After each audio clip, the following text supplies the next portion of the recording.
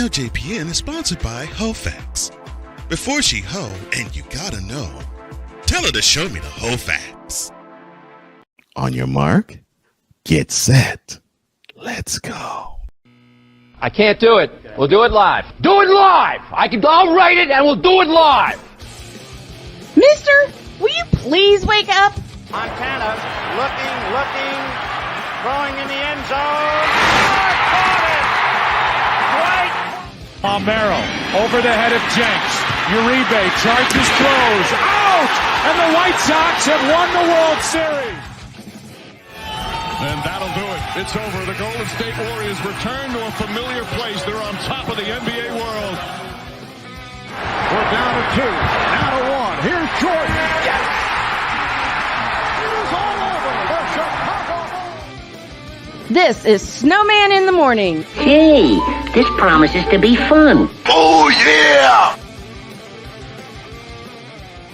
Well, good morning, everybody. Welcome to the Snowman in the Morning with Cole Johnson show. And one half of that duo, Cole Johnson. The other half will join in momentarily. I hope your weekend was good. I really won't go into how mine was, but doesn't really matter. You're here. I'm here. That's all that matters. As you can see, if you feel led to donate to the show, just go to go to $ Tallman Dr. K50 on Cash App or $ host Cole Johnson. Be blessing us. You can text the show at 812-274-5307. And you can support us on Patreon. That's go to patreon.com/SDM Sports Radio Network. And you'll get behind the scenes footage of things that we don't show on the YouTube channel or any other place. But I think we should dispense with the particulars outside of course, bottom line, number one, we're going to have Coffee with McCarthy with Ryan McCarthy of the No Credentials Required and many others fame. And the bottom of the second hour, we're going to do Spivey Notes with Jay Spivey. I just don't know what were we going to be talking about. Yeah, probably Clemson wetting the bed. But besides that, I think it is time for us to go around. That's whip around, that is.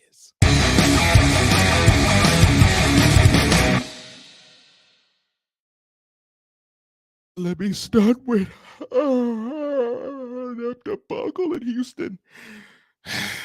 What Deshaun Watson played an NFL game that really counts for the first time in almost 2 years. And of course, it happened to be in Houston. He got roundly booed, which I'm not surprised, but he got roundly booed by half of the crowd that normally would attend a Texans game. And on top of it, Watson didn't even play all that great. And yes, I know 27-14, the Browns will beat the brakes off the Texans, but it was due to a punt return by Donovan Peoples-Jones, a botched fumbled snap at their own 1, which was returned for a touchdown, and the pick that was returned for a pick 6. So, and performance all the way around. But the Browns are 5-7. They still might have a chance to get one of those 7 slots in the AFC for the playoffs. Who knows? But Deshaun had this to say about his performance. Quote, "It's not going to be perfect, especially playing December football, and it's week 1 for me. It was fun, though. It was awesome to be out there with my teammates. The defense played heck of a game. Special teams return was big for us. That's what we needed at the time. It's a team sport." Close quote. Well, you can say it's a team sport all you want, sir. But everybody knows they ain't talking about the other 52 players, the coaching staff, the front office. They ain't even talking about, they're not even focused on Haslam. They're focused, sir, on you. And they're praying that you slide in another one of these women's DMs for another massage. The Bengals must have the Chiefs' number.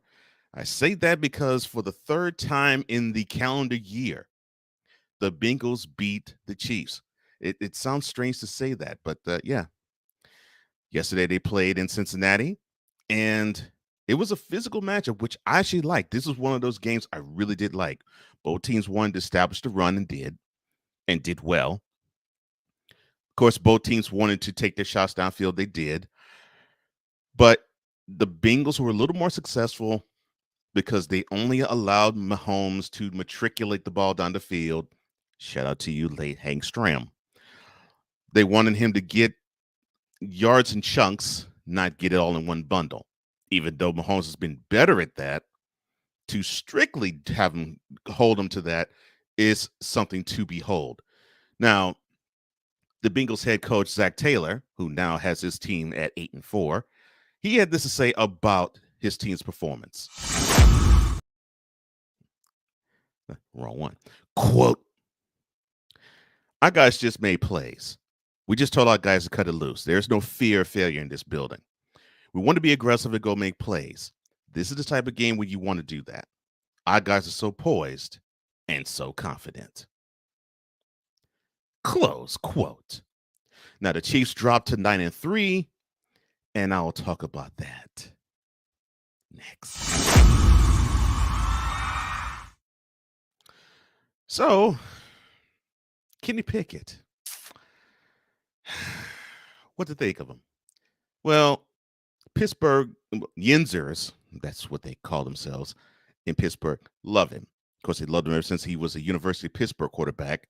They love him now. He has the grit of the area, and he has the heart of them, especially after their 1916 victory over the Falcons. And my manager, who is a huge Steelers fan, and yes, I'm going to quote her verbatim. She greeted me this morning when I went to work with the following statement. I still have to laugh and chuckle hard at this because, oh my gosh, this is hilarious. So she said, quote, can we all agree that the Steelers have turned it around and are headed for the Super Bowl? Close quote. Now, you see, that's the energy that Mr. Pickett is bringing to the team. And of course, he's not Ben Roethlisberger, but he's learning. He's getting better. And I think more and more you're going to see this guy actually fill that role of what they want to have in the Steelers quarterback. It just isn't now, and it shouldn't be now. But we will see in the intervening weeks and months and, of course, years, hopefully. But for now, not bad. I think since he's been in the lineup, I think they're 5-5, I believe. So, hey, there might be some hope yet. There just might be some hope yet.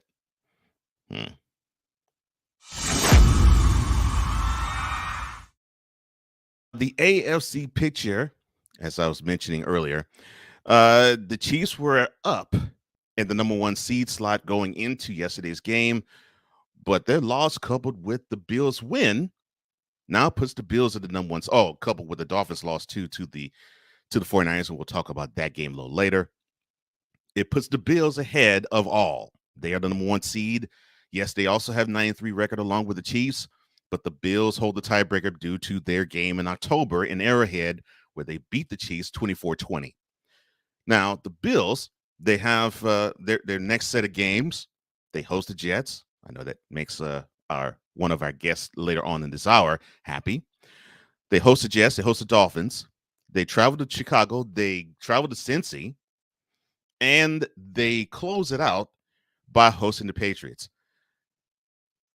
I really believe the Bills will have to go, so that's what, 12? They have to go 4-1 the rest of the way, I really believe. If they could do that, I think they will wrap up home field. I think if they go 3-2 in this last 5 games, the Chiefs will probably steal home field advantage. And maybe the Dolphins might steal the AFC East too. But it's exciting. It's exciting. The Chiefs, I can't believe this is going to be a Sunday night game. Right now, next Sunday, it is slated for them to travel to Denver and play the Broncos on Sunday night. But please let that game be flexed. Then they travel to Houston, and then they host the Seahawks and the Broncos before they end their season in Las Vegas. The Ravens, They travel to Pittsburgh and to Cleveland. Then they host the Falcons and the Steelers, and then they end their season in Cincy, and that might be for the AFC North title. The Titans, who should just simply cruise. I mean, the only thing they have to really worry about now is what seed are they going to be, 3 or 4 in the AFC, because they will not make number 1 or 2 because they've lost to the Chiefs and they've lost to the Bills. So I don't see them, and they lost to the Bengals. So I don't see them doing anything in terms of, well, they might make noise. They host the Jaguars. They go to LA to play Chargers. They host the Texans. They host the Cowboys, and they end their season in Jacksonville. Now, the Bengals, they host the Browns. They go to Tampa Bay and then to New England. Then they finish their season hosting the Bills and the Ravens. The Dolphins, their remaining schedule is they go to LA to play the Chargers. They also then go to Buffalo to play the Bills. Then they host the Packers, travel to New England, and then they finish the season at home against the Jets. Now, of course, the Jets remaining schedule, they go to the Bills. They host the Lions, they host the Jaguars, then they go to Seattle and Miami to finish off their season. Now, I'll talk about the Jets later on, but the AFC picture is still up in the air, and it looks like the Chiefs still have the advantage, but we shall see if they can keep it. The Eagles beat the brakes off the Titans 35-10.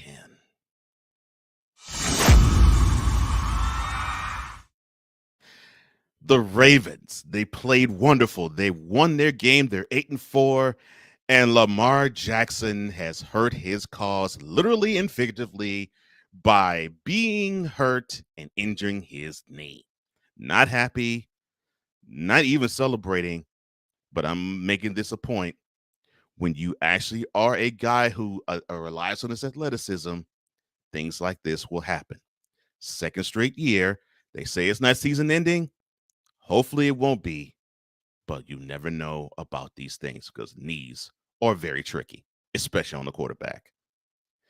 And that concludes this morning's Rip Wild.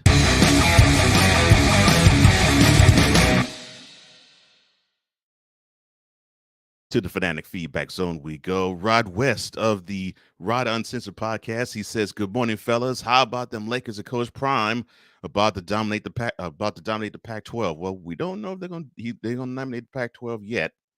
We shall see. It's not even about the Lakers. It's about Mr. Davis. I will talk about him in hour number 2. Victor Lott says, "Good morning, all. I'm putting a petition out right now that the Bears lose their right to be a franchise."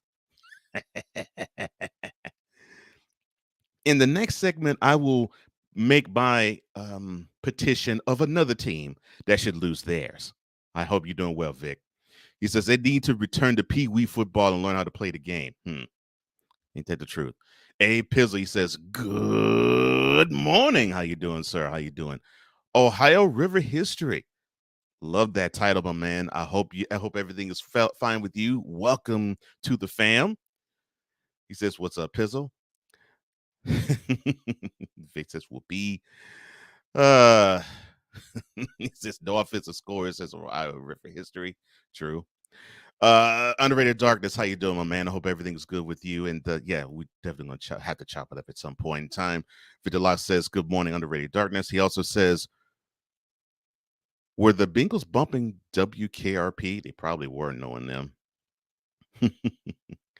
A Pizzle, choking back the laughter. Ohio River history, celebrating the Bengals' victory over the Chiefs, saying "Who Dey?" Well, I'll put it this way, man. They're within they're within shouting distance of claiming the AFC North and the number 1 seed if they can take care of the Ravens and the Bills. And the good thing about it is they host both of them, so they both those teams will come to Cincy. So that's a really good scenario that's opening itself out for them. Because yeah, I think this is going to be a positive thing for the Bengals. Stuck in My Mind podcast, aka YZL Jefe. How you doing, man? I hope everything's good with you. Unfortunately, it's not. He says he is down and out with COVID. Well, Many blessings and praise to you, my man. I hope everything is good with you. And just simply rest. You know this is here for you, and you know our family's here for you, brother. Victor says, I think my beloved Cowboys need to be brought up on charges of animal abuse, especially in the fourth quarter, and I will talk about that in the next segment. Ohio River History says, who's KC going to lose to? The Seahawks? Look, man, you just never know. I mean, I'll put it this way. The Chiefs lost to the Colts this year. So, I mean, you never know, man. You never know. A. Pistol says, morning, Shane. V-Lock, Unrated Darkness, Rod, and Mr. Wise. Victor Lock says, oh, man, I'm sorry, Wise. I hope you're doing better. Yeah, I do too, man. Pragmatic Prime, I'm glad you're back, brother. He says, boiler up. Sig Diggy says, good morning and good afternoon and good evening and good night. How's everybody doing? I love how you covering everybody all around the world with that greeting. Good afternoon to you, Sig. I hope everything is good with you. Victor says, slow start for the Bengals this year, but they are proving that they are not a fluke. They're also proving that they are not one-dimensional on offense, too, which that is scary for me. If there's anything about the Bengals that scares me, they're starting to run the ball a lot better, which means that offensive line is starting to become better themselves, because that was the only fly in the ointment for them. Their defense is opportunistic. You can still gain some yards and get some points on them, but the defense is opportunistic. That pass rush is key for them on defense, and their secondary keys off of the pass rush. That offensive line was what the Bengals need to have to get better. They're getting better. They seem to be protecting Burrow a little better, and they're starting to run downhill, which that's something you do not want to have an offensive line do. Gain confidence because they can just simply be bullies on the line. Victor says, my man 00, how you doing, Sick? And Sick says, get well soon, Mr. Wise El Jefe. Now we will come back, and when we do, Vic mentioned it about the Bears. I'm going to mention it about another team because it's time for them to turn in their card. And what I mean by that? Well, you'll have to come on back. This is Snowman in the Morning.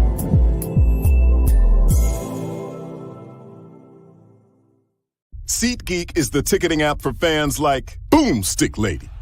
No free throw is safe from the roar of her sticks. SeatGeek helps her find a seat in the direct eye line of the shooter so she can sit where her boomsticks make the biggest boom.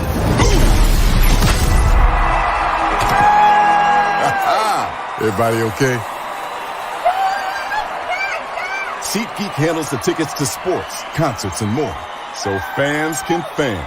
Have you had a chance to visit the brand new Snowman in the Morning shop yet? You haven't? Then what are you waiting for? Go to our new web address, snowmaninthemorning.com/shop. That's snowmaninthemorning.com/shop, where you can shop for all kinds of items like a coffee mug, a t-shirt, a sweatshirt, a book bag, and everything else that you need to have the same outfits and the same gear that the crew has. And with each purchase, you will be helping the Snow Strong initiative. We got a lot to do in a short time to get there. Go to snowmaninthemorning.com/shop and get the same stuff that the crew has. And when you do that, tell them Snowman sent you. Thanks. This is a BS3 Network presentation. Politics. They'll write the law, but they'll enforce it differently. Is that going to apply both ways? Religion. God never said that we can't reason together. Matter of fact, he said, let us sit and reason together. Relationship. I believe that everybody wants and needs somebody. From a man's perspective. So they say, girls, if I put some polish on that and get him to buy some different clothes, girl, he could be a winner chicken dinner. Join the thought engineer. There's nothing wrong with me developing my piece and you developing your piece, but understand the goal is to come together. And comedian John Yogi. Negro, I don't need you putting on no chapstick up there in the pulpit. You do that over there in your chair. Get ready for Let's Talk Monday. Live every Monday at 7 p.m. Central.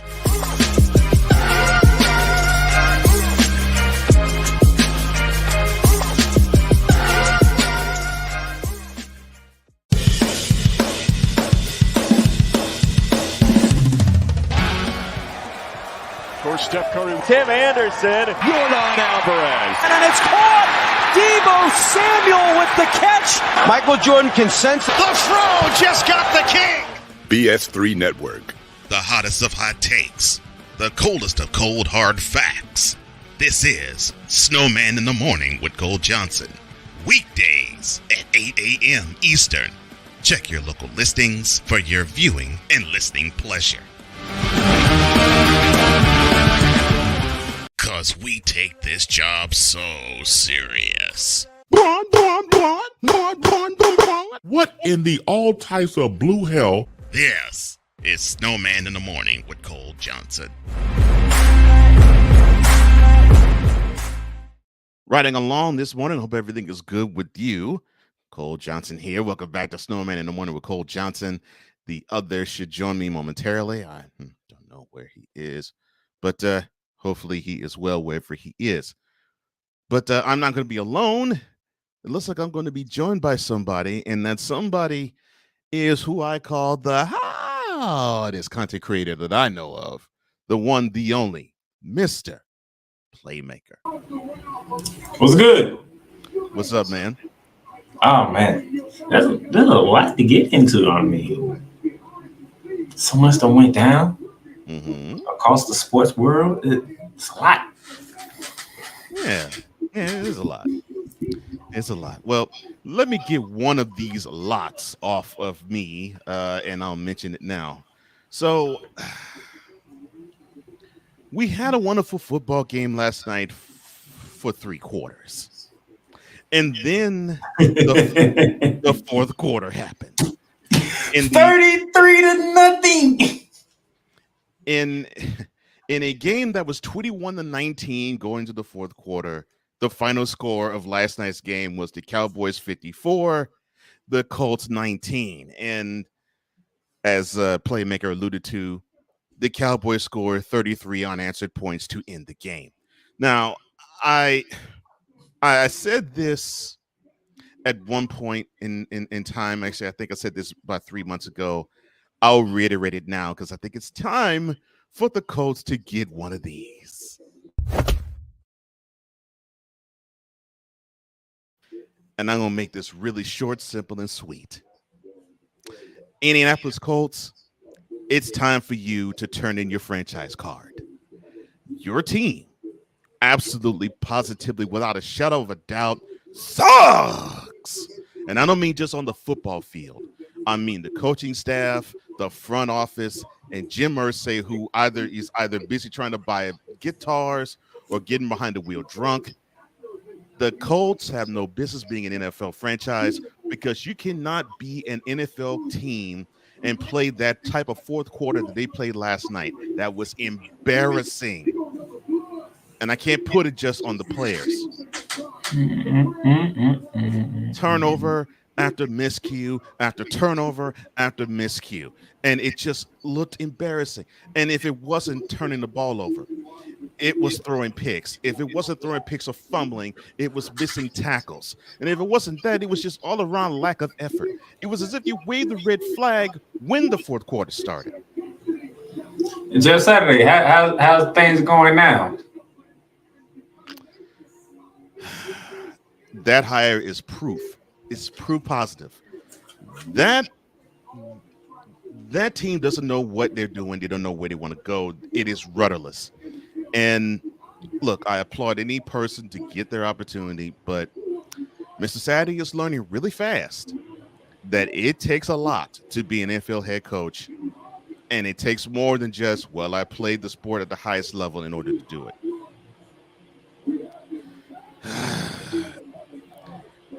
You beat the Raiders and you haven't won a game since. Yeah,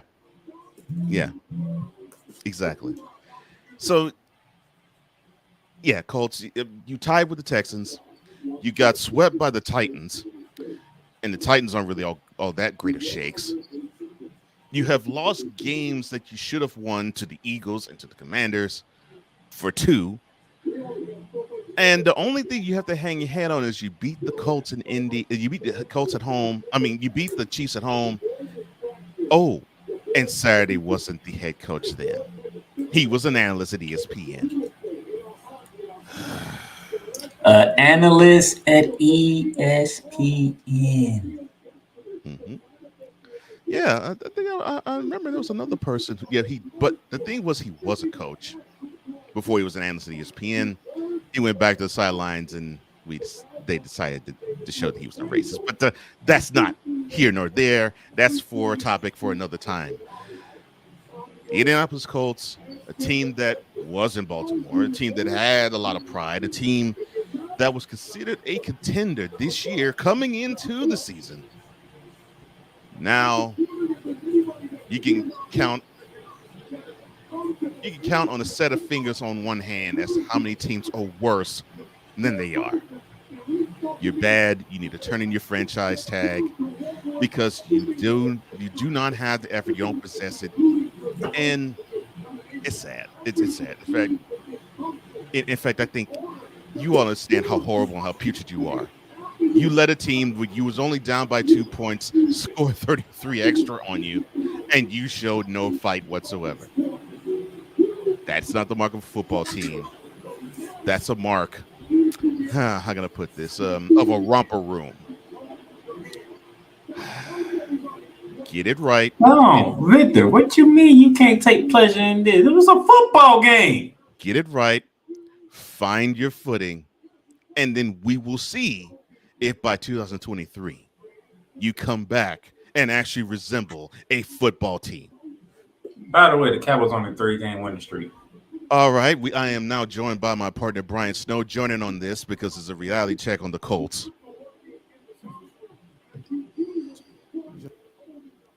Yeah. See, that's perfect. Unfortunately, we can't hear him, but I think that's perfect. Not necessarily we don't want to hear from him, but if his household wasn't apoplectic by the performance the Colts laid last night on Sunday Night Football, I don't know what would be. I don't know what would make him apoplectic. Unfortunately, still can't hear it, Snowman. Still can't hear you, brother. I just don't understand it. I mean, I want to know how that household is doing anyway, because even though another team won, they took a very, very big hit. Yes, we will talk about that leading off hour number 2 after we drink some coffee, and hopefully that's going to come momentarily. But yeah, and for some reason, I hear you, brother. Well, it was a football game to the end of the third quarter. It was. Well, let's end this, and so we can usher in Mr. McCarthy whenever he joins.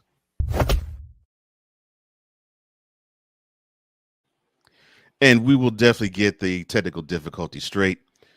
Back to the chat. Oh, by the way, I hope y'all get ready, because somebody, I should say, a team, a conference, a head coach, a fan base getting put on the hot seat today.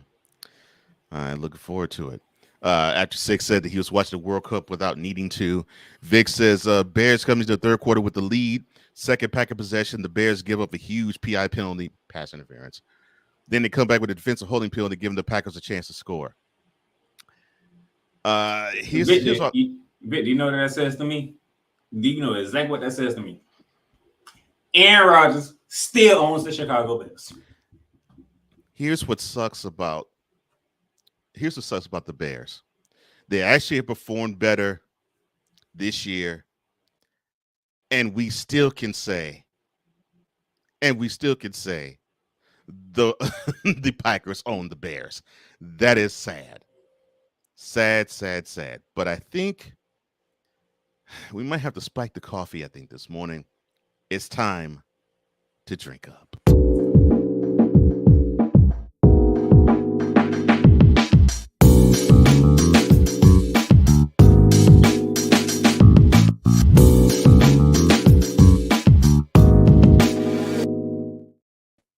Ryan McCarthy joins us as he does every single Monday morning at 8:35 a.m. Eastern, 7:35 Central. How are you doing, sir? I'm doing pretty good. I got the day off today, so it's just going to be a productive day of doing not a whole lot. Sometimes those are good. Mr. McCarthy. What's up, Playmaker? How are you doing today? I would give you credit where credit is due. You didn't get blown out by Minnesota. It was a very contested game. It's just the fact that they have a guy by the name of Justin Jefferson, and y'all don't. And even with that, I think it was a game of all the Jets needed to do was make one more play, and he just couldn't find it. I would say this though. One play. Yeah. I'll say this though. Zach Wilson, you better be working your ass off because your job is gone. Yep. He's not a Jets QB. He's not a Jets QB. And people were saying to me, I think I had a Vikings fan say to me, people are happy about Mike White and how he performed against the Bears last week. His one future performance against the Vikings, and people probably would say, well, maybe we have to pump our brakes about Mike White. He brought the boys back. No. That fourth quarter performance where he willed his team to actually being first and goal. That was pretty much him. And the team was riding his coattails. So to me, this team is Mike White's until further notice. Absolutely. No, yes, even in the L. Yeah, even in the L, even with a not so great stat line, 31-57, 369 yards, no touchdowns, 2 picks. Sometimes QBs have off games. I will take that if on the road you give me a chance to win and you come up short, but you give it your all. What bad can you say? That's the type of loss. I mean, I it sounds like a moral victory. It sounds like a moral victory, but this is the type of loss I've been waiting for in terms of the Jets. 2 weeks against New England, that the first game against New England, that was a winnable game. Zach Wilson made some big mistakes. The second game against New England, that was also a winnable game. They couldn't do anything on offense. This game, the first half being the way it was, they're down 20-6 at the half. Right. It was. I questioned in my mind. I'm saying to myself, is Mike LaFleur setting up this offense, setting up this quarterbacks to fail, or are the Jets quarterbacks just this inconsistent? And the answer is both. In a way. It's both. But then the second half comes along, and Mike White just absolutely takes over that offense and just says, "All right, guys, we got to win it." But here's the biggest thing. They can't have that type of performance they had in the first half against Buffalo. Agreed. You can't win the game with field goals. We learned that from the previous coaching from the previous coach. You can't win games with field goals.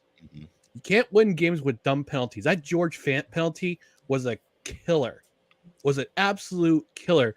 They're inside the 20-yard line, and George Fant commits that block in the back. Granted, it's his first game back from, I think, 6 or 7 games out. But still, you're a veteran. You can't commit those kind of penalties. Right. And there were also the goal situation where they were in, within the last 2 minutes. Yeah. They were inside the 5-yard line, and that's what I'm thinking to myself. And they had 4 downs. Braxton Berrios could have, if he had held down to that ball. But I'm also thinking to myself, this is a situation where it's Breece Hall time. That's a situation where they miss Breece Hall. That's who you're missing. Yep. So much. That's so much. Missing. Yep. And they got the ball back. They were driving, and just it happened. And Mike White just throws into double coverage, and it's game over. And he had to force. He had to force it there. So he had to force it there. Yeah. I hate to be that guy. I really do. Power through it, playmaker. Do it. Be that guy. Y'all play the Bills next, right? Yeah. They go to Buffalo. Yeah. Yeah, I just said that we can't have a first half like against Buffalo because they're. I'm gonna be honest with you. The fact that y'all beat them in round 1, y'all might get torched in round 2. Because I think the Bills going to play angry. The Bills had played angry last week against the Patriots. I got to feel that same anger is going to come to y'all because they know they beat y'all. See, you know what's scary about the game the Bills played against the Patriots Thursday? They may have played angry, but he played more businesslike. It wasn't like they just were the juggernaut. They were just like, yeah, we're more man than you. We're Yeah, better. we're a than better you, team than we're a better team than you. and we're gonna prove it. And there's nothing you can do to stop it. Yep. And they and went about and did it. That to me scares me more than a team that just is hot, and where it's like they just do anything they can on the field and you can't stop it. Right. Because it shows. Oh, by that's the a way, team that's Patriots, prepared. how's the view from last place? Send me a postcard. Oh, and by the way, the Bills have home field advantage currently. Yes, the Bills now. Yeah, the Bills coupled with the Chiefs loss and the Dolphins loss are the number 1 seed in the AFC. Yeah, and the Jets, although yes, they took an L to the Vikings. Not only are they in the wild card spot, they have the number 7 seed if the season would end today, but they're 1 game clear of the Chargers and the Patriots, who both lost. Yep. So, thank you, Raiders. Yes. Although I'm a little scared of the Raiders at the moment. I think I think they could rally. You might have to concern yourself. See, here's the reason why me and Cole don't go on the Chargers like we should, because we can do this every single week with the Chargers. Ugh. There's not a week can go by me and Cole can go off on the Chargers. Mm-hmm. Let's go off on the Chargers. But it's the waste of our time. Yeah, that's why I don't do it anymore.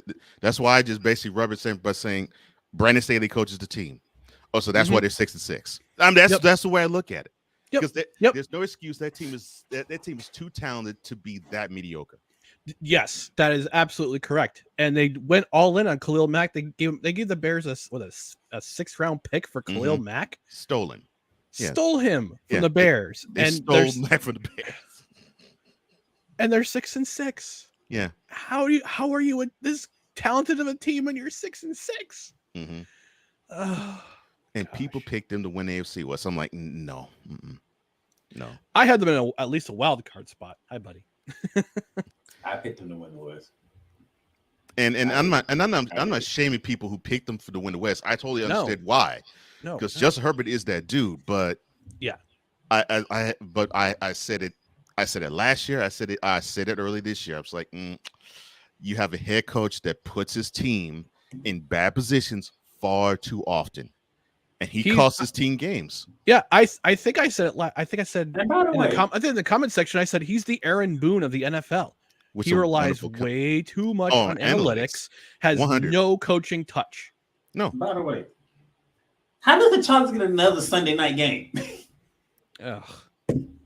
Oh, I'm not worried about that one. Oh, by the way, did you notice Christmas Day, Rams Broncos?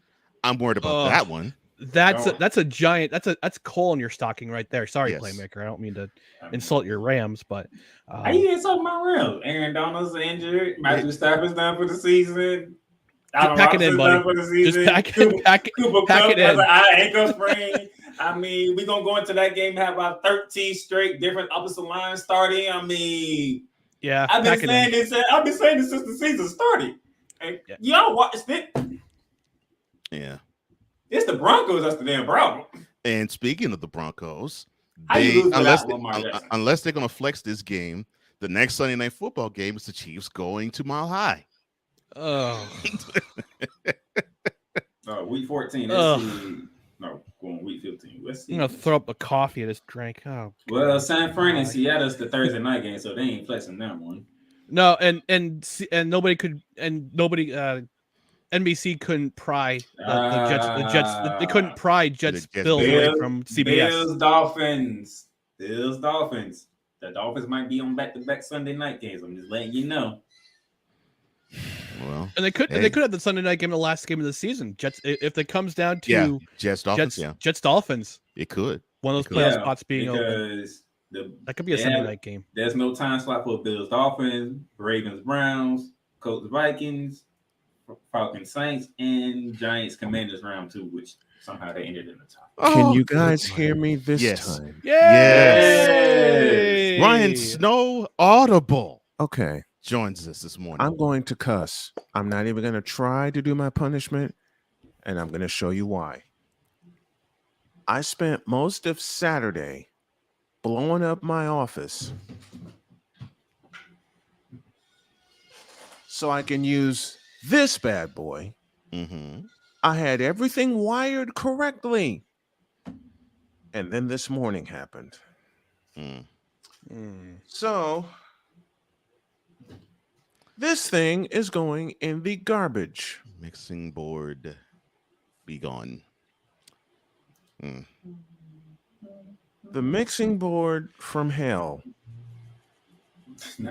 This mixing board is as bad.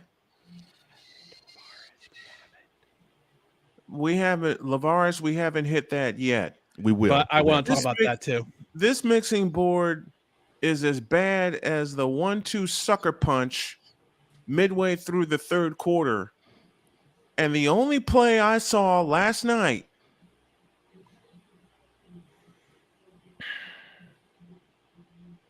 No, let me make a full admission. I watched not one play of Sunday Night Football, and I'm glad I didn't. My question is, did your wife watch any? Hell to the no. Yeah, Good for her. She would have Good been for royally her. upset. She would have been royally upset this morning.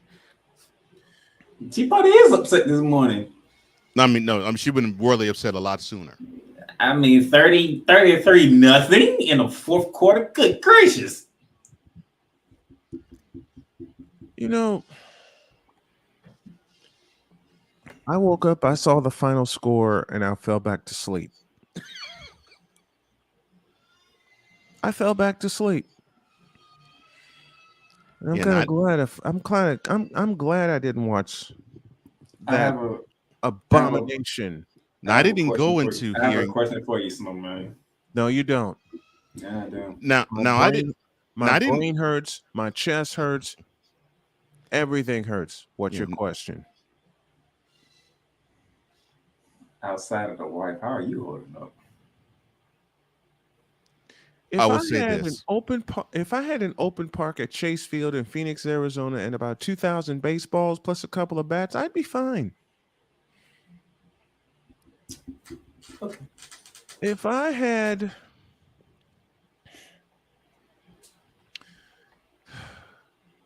after realizing the hits that I took this weekend,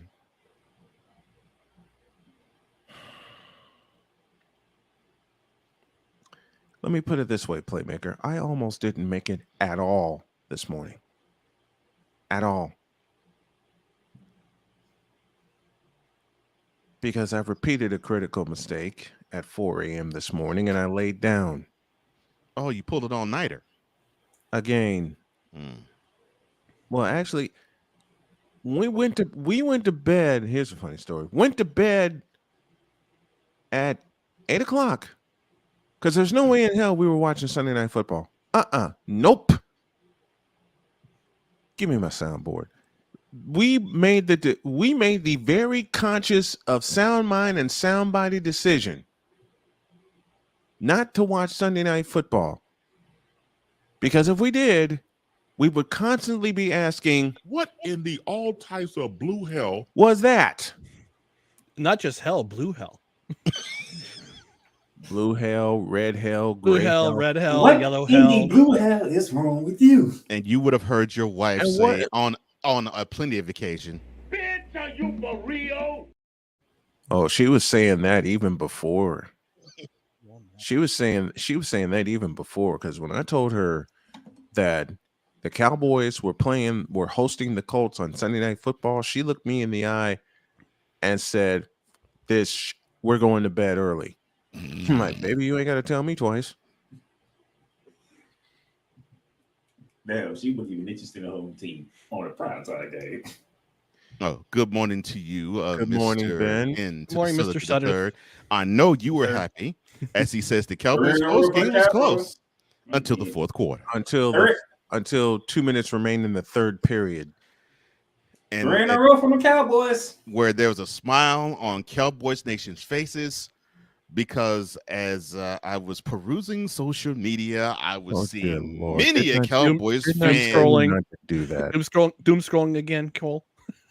I saw many a I saw many Yeah, Cole was showing through social media all weekend. I saw many a Cowboys fan late last night and early this morning say, quote, God. the Cowboys are now bound for the Super Bowl. Close quote. Now you'll have to face I'm my gonna be 49ers in that I'm running gonna be game. honest. I'm gonna be honest. I will not cuss. I will not cuss. I will not swear. I will not What utter took place in profanities. I will Santa not Clara? Thank you, Ryan McCarthy. Ryan, I hate to say this. chef's kiss, brother. Chef's kiss on that one. I hate to say this, but Did they watch the Eagles game yesterday? Go ahead, playmaker. What do you want to say? I mooted him. I mean, there might be a case this. Mood him again. Hey, it happened. Yeah, but it Now you know how I feel. Mood him. Oh Lord. At least we stayed competitive. We did too. We did too. Mood him. Thank you. Thank you. Now I'm smiling. Thank you all for that. Good. I'm surprised you didn't get you're fired. Oh, it's gonna come in the second half because wait. Come in the second half. What's up, Brian? Do not give that one to playmaker. Don't do that one to it. All right, fine. I was being playful. I'm just saying. No. Don't do this. Won, but they took a big L too. I will say this though. We will talk about the top. We will talk about the 49ers at the top of the second hour. But go ahead. I will say this about the 49ers. They exposed the Dolphins yesterday. They sure did. They exposed them, especially defensively. You get into his face enough, and because I think part of it is the height thing. Because I gotta say, 5'11", as a 5'11" dude, it's kind of tough to see over 6 foot guys who are at their. I have 6 three foot plus words. Yep. I have 3 words to describe what happened to the Dolphins yesterday. And those 3 words are Nicholas John Bosa. We will talk about the 49ers at the turn of the hour. Now, No, we won't. Yes, we will. No, now, we won't. now, Mr. We were McCarthy. actually competitive. I would actually have to say that even though yes, they just took an L, the Patriots and the Dolphins showed that they may not be ready. And that actually looks like it bodes well for the Jets. Cowboys fans out there in the F-150s doing donuts on I-35. Yeah, I agree, Lavaris. They probably I read that as F-15s. I'm I'm sorry, Lavaris. I read that as F-15s, not F. Yeah, they're probably abusing them Fords. Yes. I mean, they're doing wheelies in those things. While listening to Florida Georgia Line, saying this is how we roll. I presume. Smitty 753 says What's the up, Steelers Smitty? expose the Dolphins. The first and only difference is the Dolphins defense can catch. The 49ers defense can catch. I would love to say they exposed them. Unfortunately, the Steelers took an L. Listen, the Steelers took an L to the Steelers took Dolphins. the Steelers took a big fat L to the Dolphins. There's your difference. And I don't think it was the defense that exposed them, as the offense couldn't execute in that game. I mean, Tua started the game 1 for 8. And that one was a 75-yard touchdown pass to Trent Sherfield to start the game, which began the game. Okay, till the second hour. Because if I go off, I wanted to give you room to go off, but I didn't want to do this to our guest. All right, so you said you wanted to. A guest, he's a brother. Okay, we want to do this to a brother guest. So you said you wanted to speak. Hey. Is that my mind now, brother guest? Brother guest. Brother guest. Brother guest. Okay. Oh, hold I on, hate doing this, but I'm going to do it anyway. Mold him. Wow, brother guest. That was brother guest. That was good. That was a good one. I'm sorry. I did that all wrong. My bad. Do it right, will you? God. Brother guest, I'm so glad, Ryan, that you here on Coffee with McCarthy.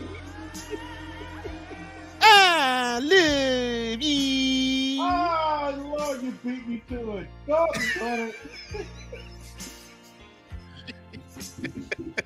This is not a kerchief, but it's close enough. Like, wave it around. All he needs now is to grab his microphone walking out on the stage. Oh no. All he needs now is to grab his microphone walking down on the stage. Now, and the brother Jets make the playoffs this year. As he's rocking to the beat. Not rocking. Do you think Hallelujah the Chargers or the Patriots can catch up to the brother Jets? Well, my prophecy says that I believe in the Jets. Mm-hmm. Yes, sir. Oh, I'm glad you believe in the Jets. And if I had my kerchief around, I'd still have it in my hand waving it. Now, do you believe in Brother Wilson? Nay. We believe in Brother Mike White. He's going to lead us to the promised land of the playoffs.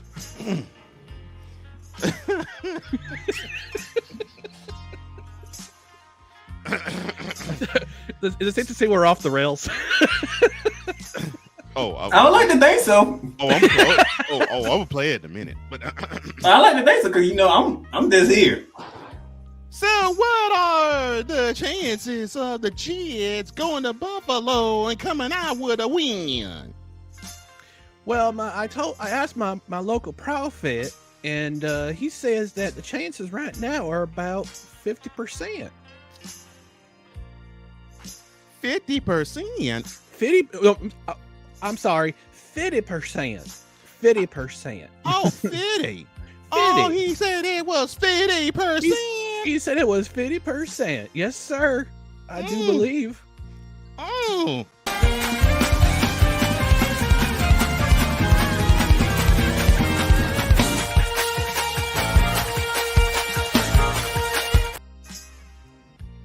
Well, it's all that time. It's about that time. I think Brother Ryan, I think you have to pitch where we can find you.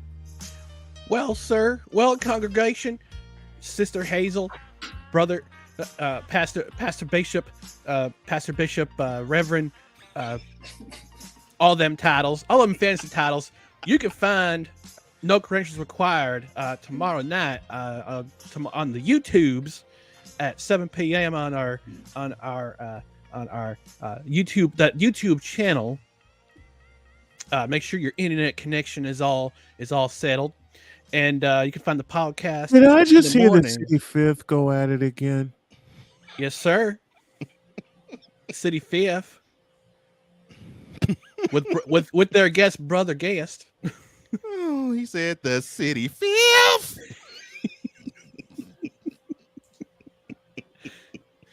But you can also find the podcast the next day at 6 a.m. on Wednesdays, and you can find him on Godzilla Media, that New York station, those fast talking New Yorkers, those fast talking Northerners.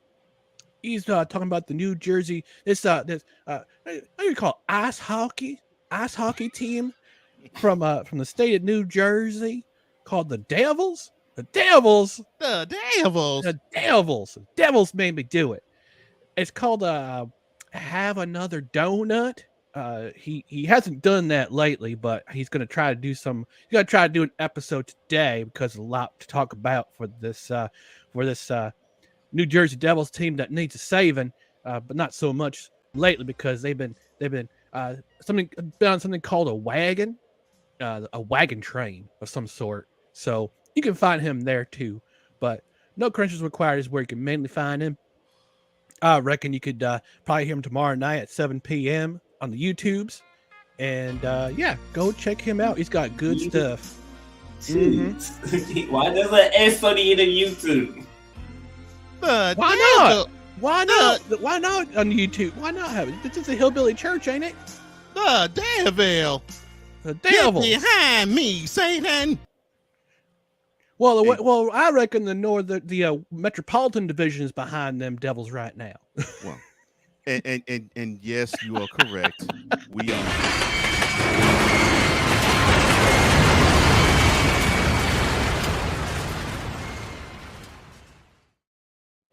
Ryan, we thank you so much, man. So glad that you join us every single Monday morning. I hope everything is Well, working. I hope I brought a smile to Snowman's face and just about everybody else's face. Snowman left You the brought a smile to screen. mine, and I needed Snowman it. left and came back. I think we lost No, him. he left the screen. He was looking at the whole time. He probably back there rolling his behind off with y'all too. I And was. me just sitting here looking stupid. I was. Like I went to stupid university.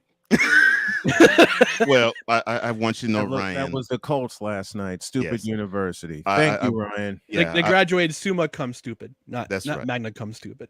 Summa, just a level below. Gotcha. Just Summa a level cum below. stupid. Summa Magna. cum stupid. They're Summa. Well, I want you to know, Ryan. I love you. We love you, Ryan. Thank you Thanks, so fellas. much. Thank you, man.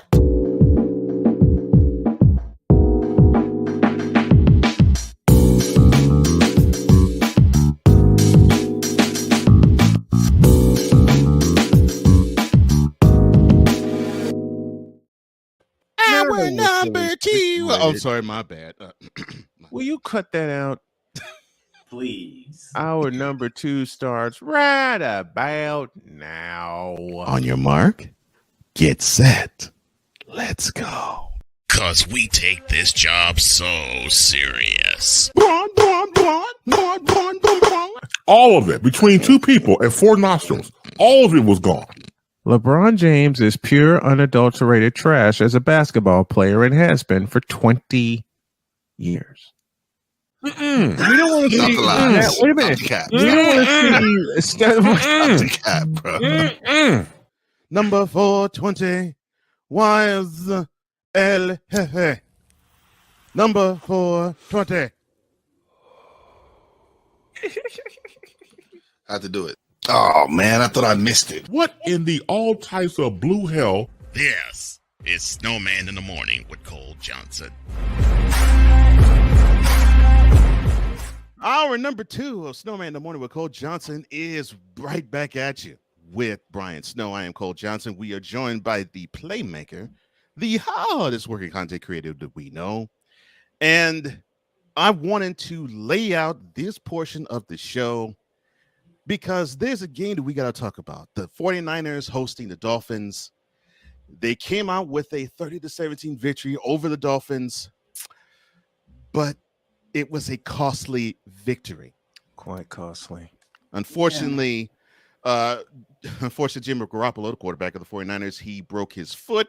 He is ruled out for the season. And is it Brock Purdy's time to step up? Yep. So I felt this was coming. I felt the energy was going to be there. And so, Mr. Snow, all yours. Yes. Whatever you want to do with it, you can go whatever segment you want to do. Because I know you've heard things such as the 49ers are toast. We told you Garoppolo couldn't lead the team to a Super Bowl. Let me see. They're basically running game and being Bosa, and that's it. I know you have even in this 4-game winning streak that the 49ers have amassed. I'm sure you have still felt the wheels are starting to fall off, Mr. Snowman. What about the 49ers? I don't think they're going to be making it either to the playoffs or make it far in the playoffs. I will give you the floor to do whatever you want to do with it. By the way, sorry we couldn't beat the Seattle Seahawks. We tried. I'll address that later. Now, I need to go in. And I need to go in right now. Doggone it. I don't have it here. It's here. I think. See, this is what happens on the Manic Monday edition. Everything's out of whack. All right, let me see if I can find it. Wait a cotton picking minute. Who's been messing around in Playmaker? I'm gonna hurt you. I ain't do nothing. Yes, you did. You know what? Never mind. We'll do this another way. I'll give him this instead.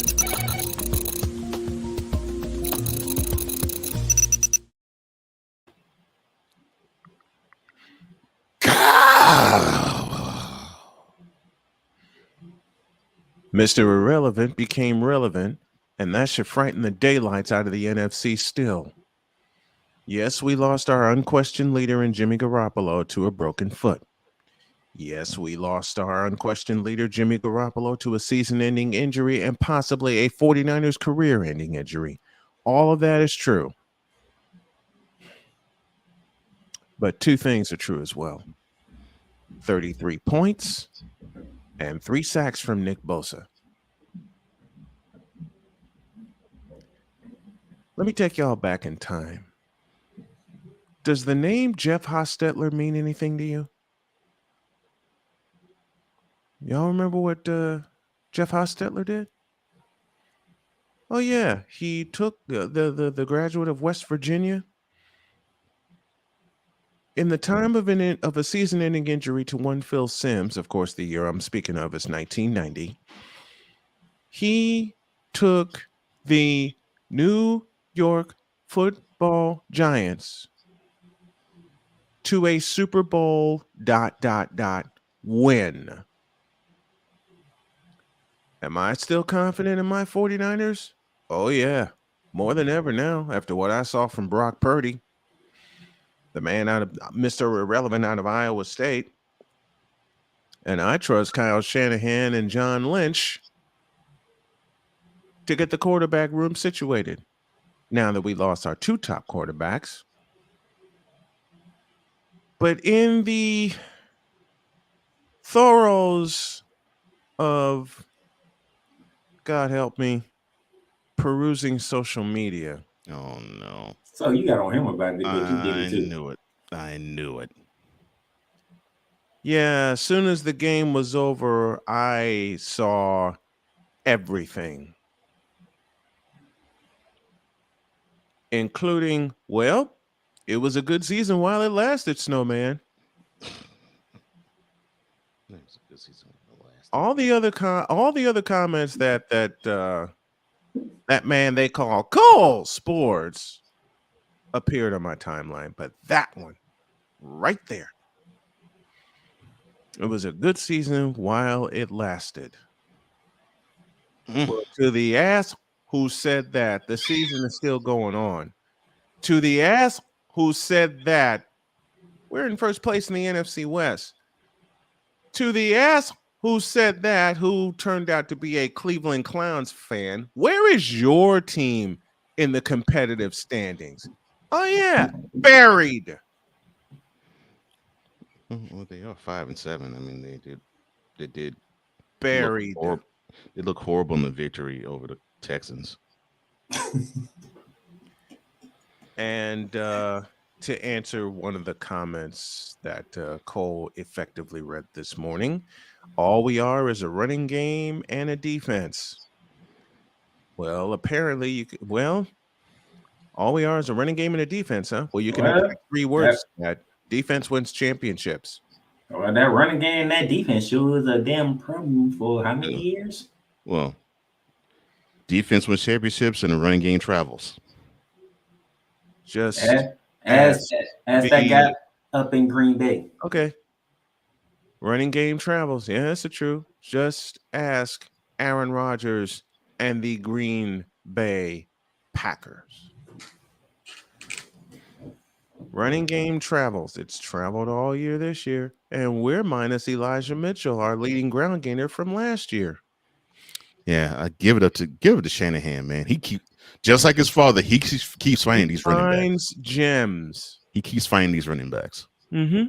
Just like his father. And he's about to fish out another one in the draft. Just you watch. Just like Mike, Kyle finds him. Oh, by the way, to all you Sutton doubters, and half of these were supposed 49er fans, there's a fellow in our backfield by the name of Christian McCaffrey. He's looking really good, actually. Oh, talking about the guy who has been reborn back in San Francisco. He looks really That's good. him. Christian McCaffrey is what this offense needed. You know to why? really outline, energize, not just the running game, the offense. The offense needed ignite this the offense. The whole offense needed him. You know why? Because he doesn't have to shoulder the whole load like he did in Carolina. You have a Debo Samuel. Exactly. You have a George Kittle. You have a Brandon Ayuk. I mean, whenever he wants to show up, Genius wants to show up every now and then. Somehow I get the feeling playmakers kind of mad at those guys, but we'll talk about that later. I've been mad at them guys. Ain't nothing new.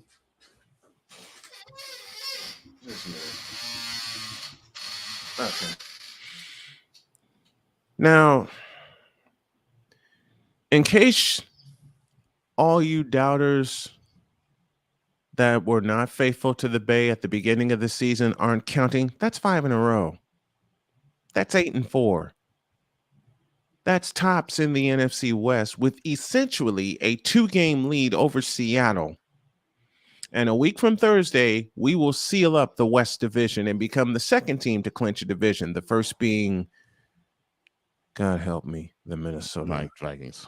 Nope, they didn't clinch it yet. They probably will be the first to clinch. They probably will be the first. They didn't clinch it yet, thanks to the Jaguars. Thank you for that.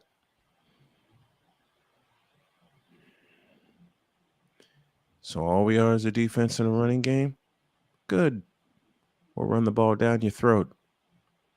So all we are is a defense and a running game? Good. That means you'll be terrorized by one Nicholas John Bosa, by Fred Warner, by the return of one Eric Armstead. And by the way, Nick Bosa had 3 sacks yesterday.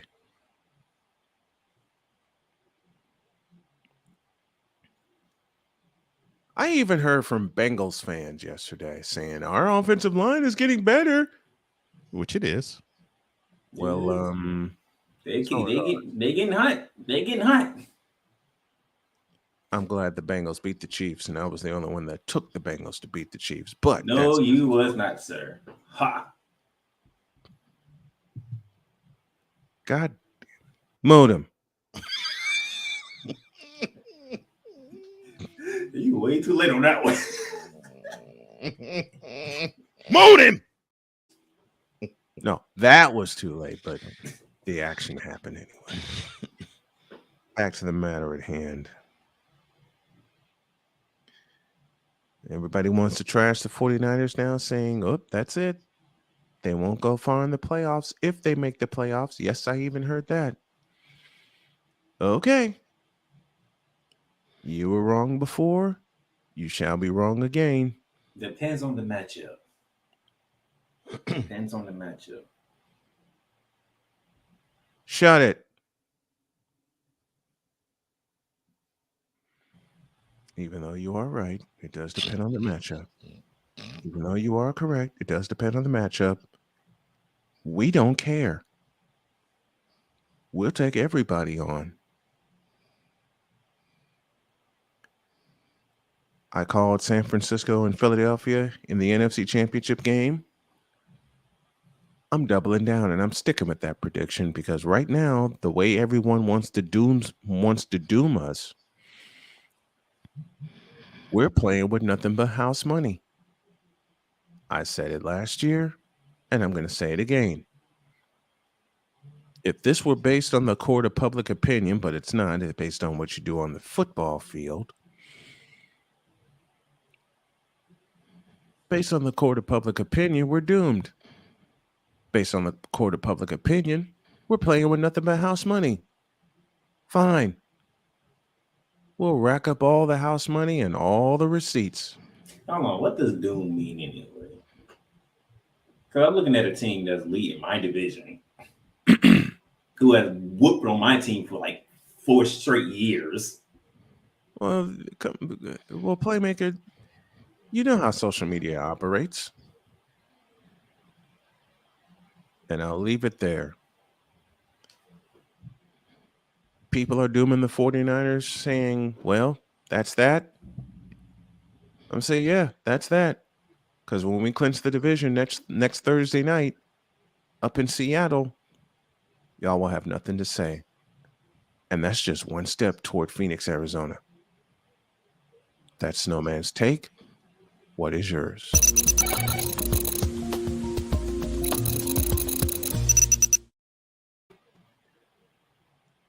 Now then, the Cardinals gonna be sick if an NFC West team make it to the Super Bowl. Now then.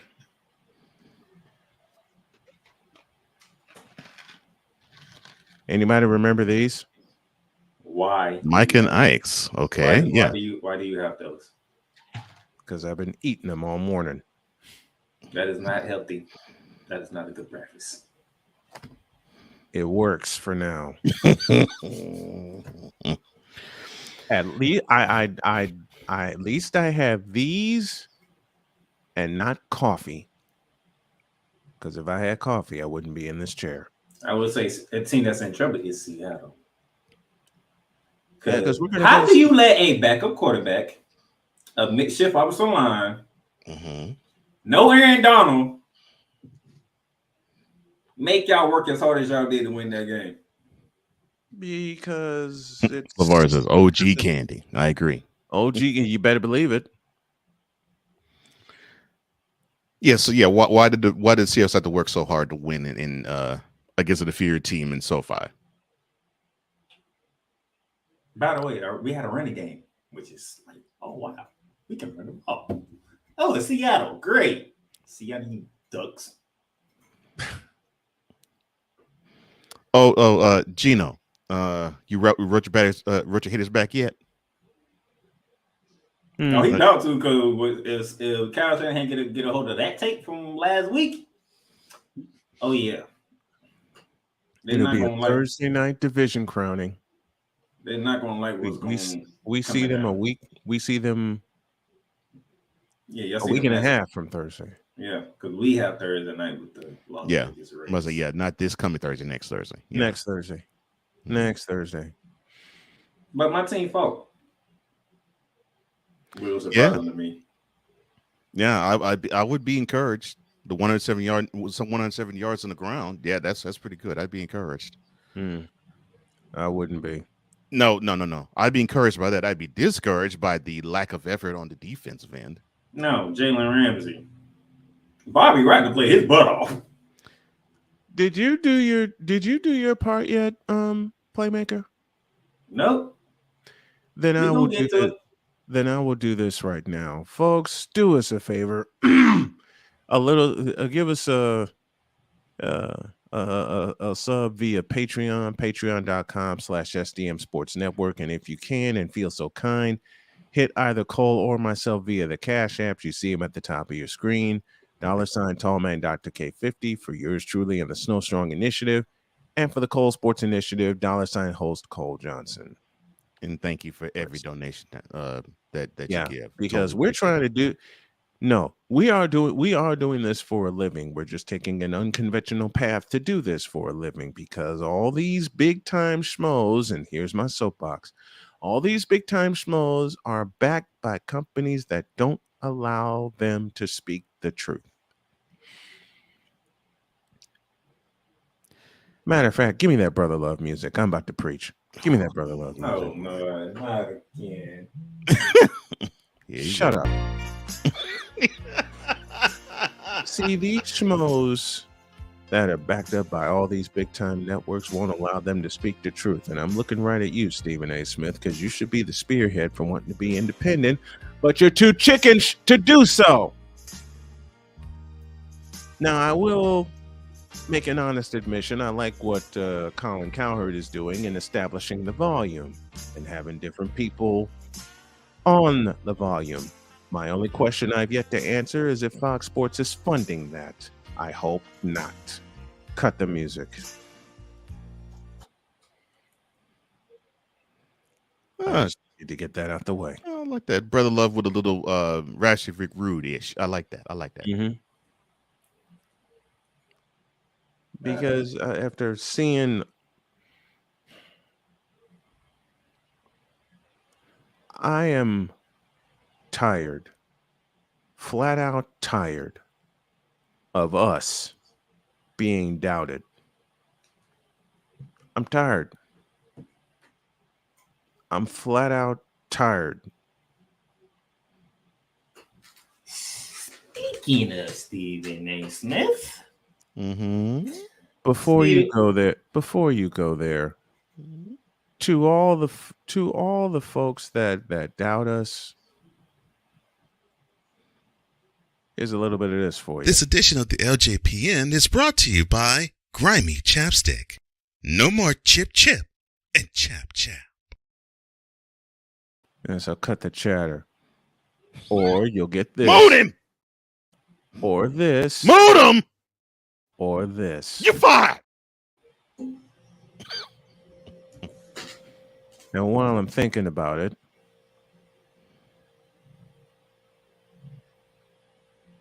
doggone it, I just had it. There it is. Listen, for all you fake 49er fans, do me a favor and quit being prisoner at the moment. And while I'm in a mood, LJPN is sponsored by HoFax. Before she hoe, and you gotta know, tell her to show me the HoFax. damn hooker whores.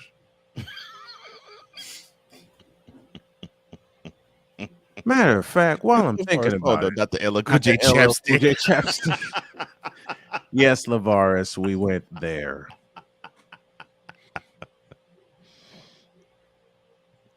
And yeah, you're right about that, Sick. No, we're not, Rod.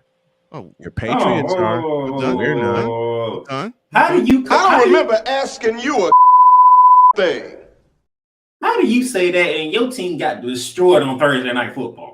Because he's Rod and he wants to try to irk people.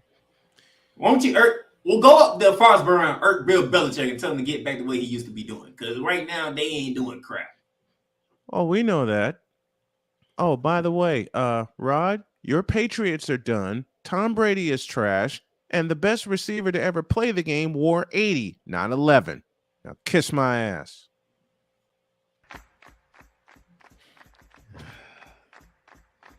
Do I feel a rivalry going on between Snowman and Rod Briscoe? What rivalry? I destroyed every one of his arguments every time he's invited me on the show. And why am I hearing my favorite theme song being played? Yeah, there you go. Because I installed it. That's why.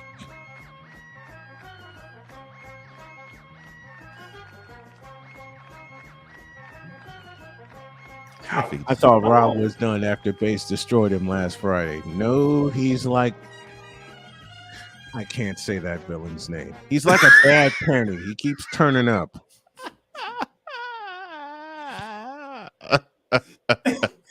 because knowing it was Victor, that's immediately where my mind went, and I thought, no, don't do it. I can't say that villain's name. Anyway, that's a story for another day. Stephen A. Smith, Nick Saban, not the SEC, Tuscaloosa, Alabama. All y'all get on a hot seat.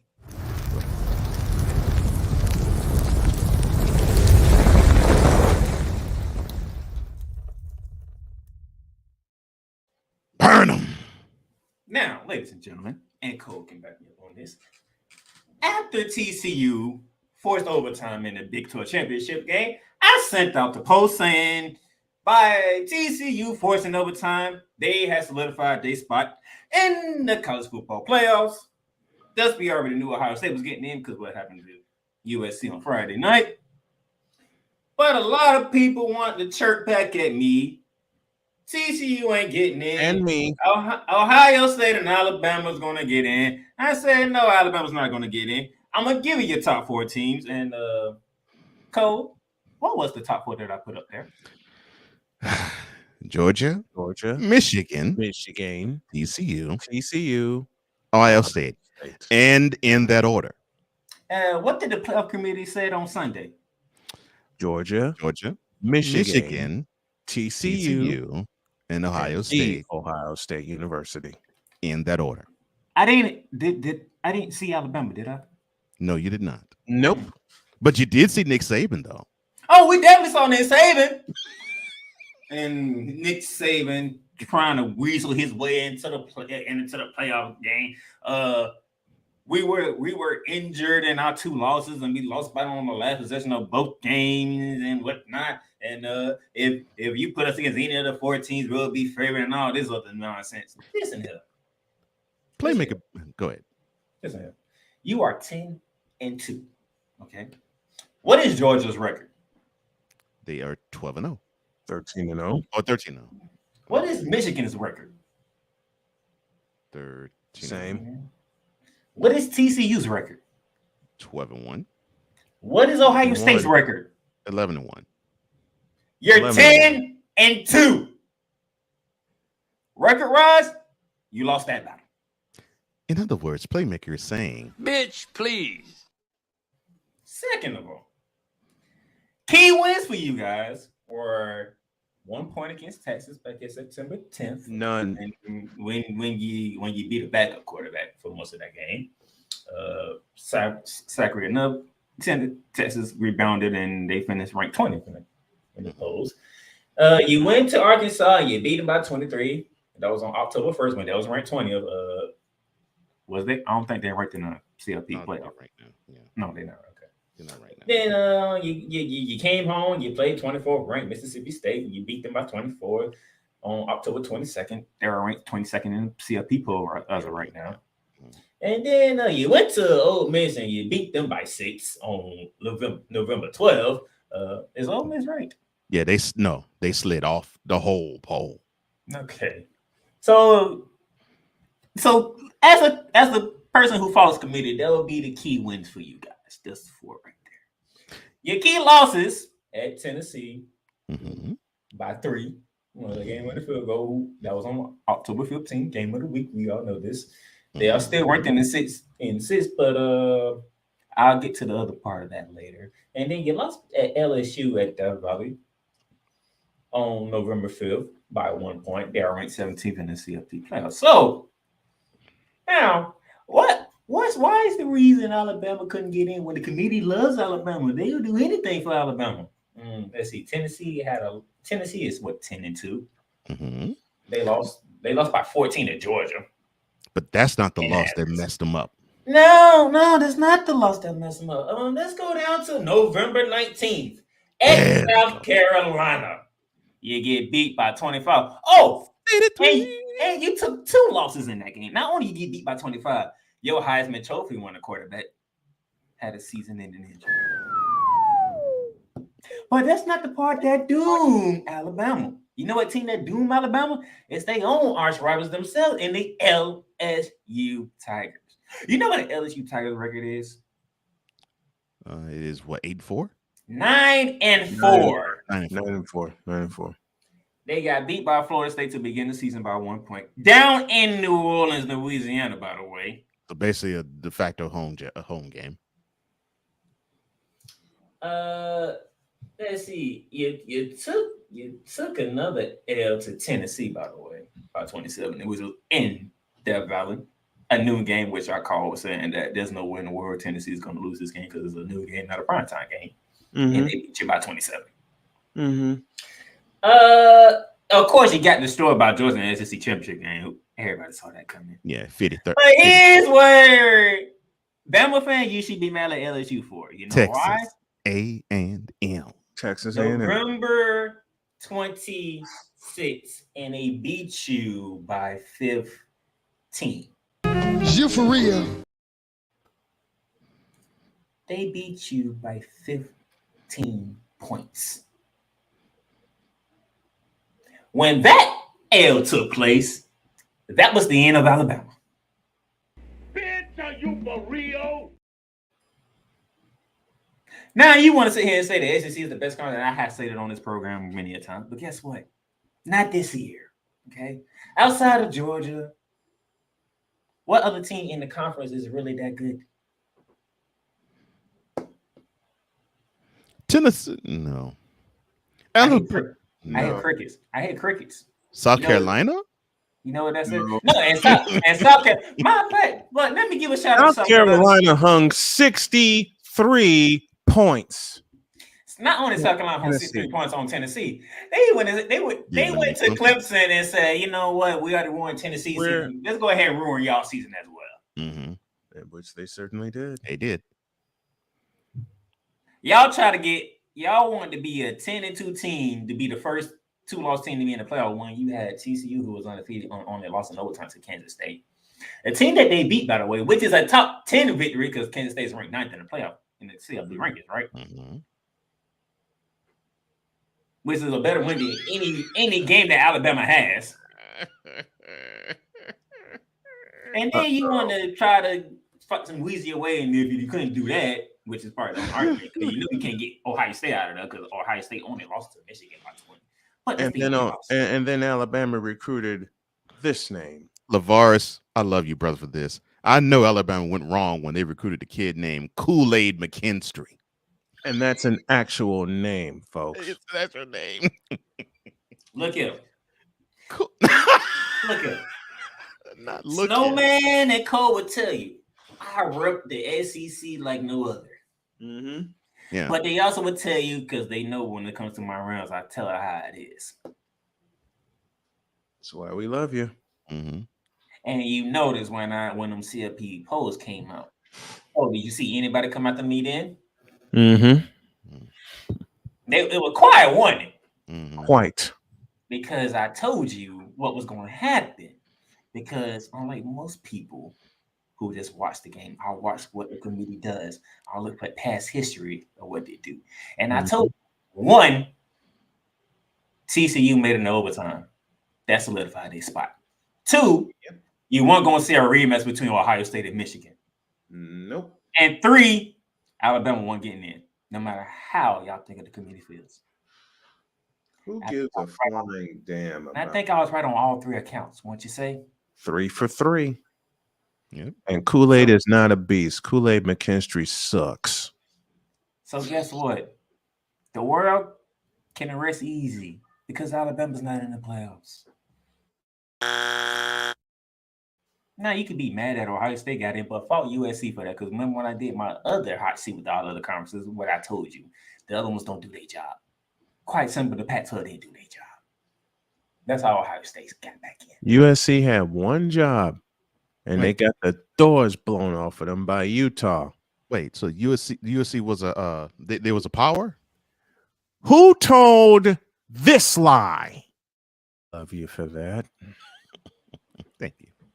So all you in Tuscaloosa and Alabama Nation, sit down, get over it, and prepare for a date with Kansas State. Get out of the seat.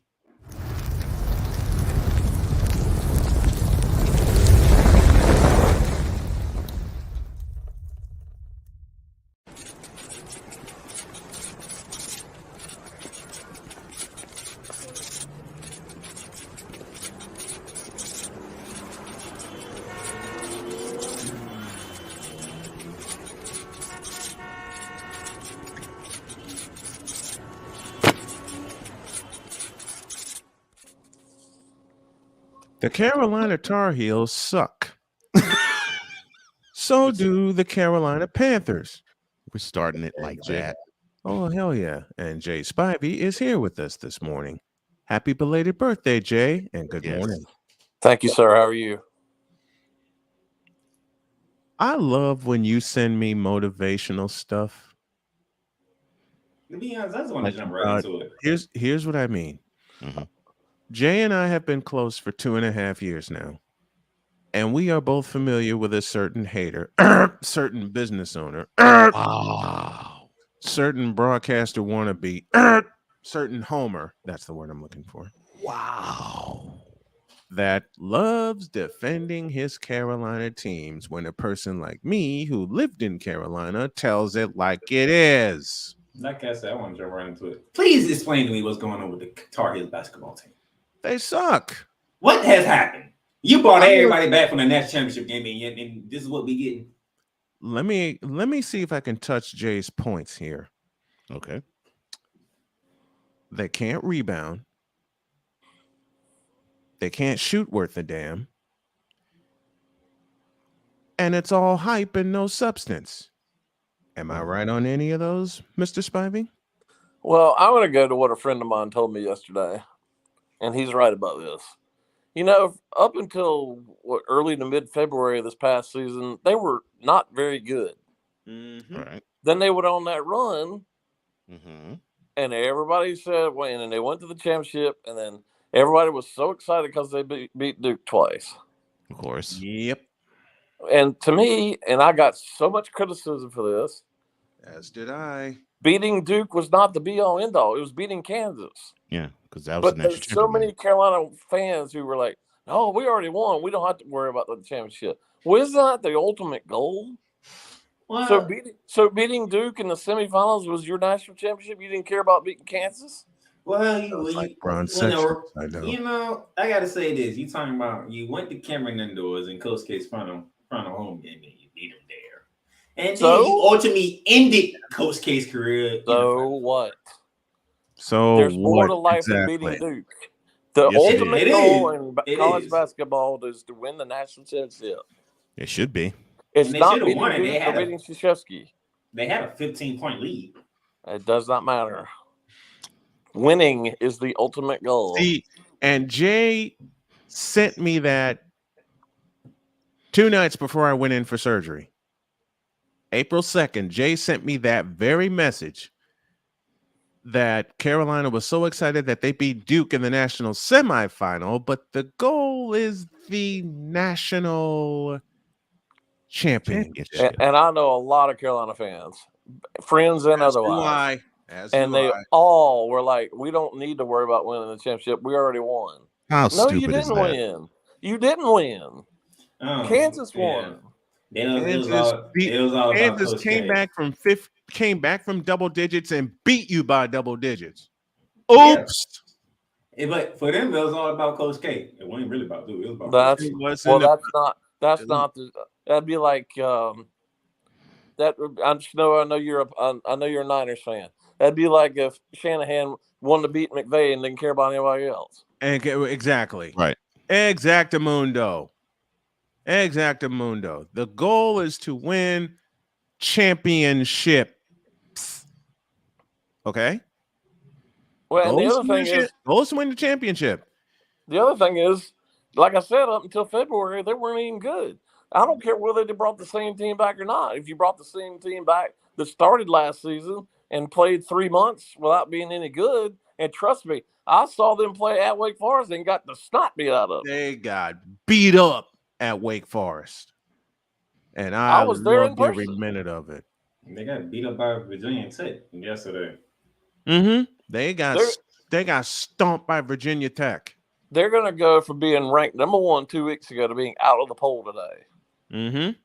Because they're not surviving the top 25. Not today. And I'm going to say it one more time: the ACC stinks. You're going to have 2 ACC teams in the top 25 today.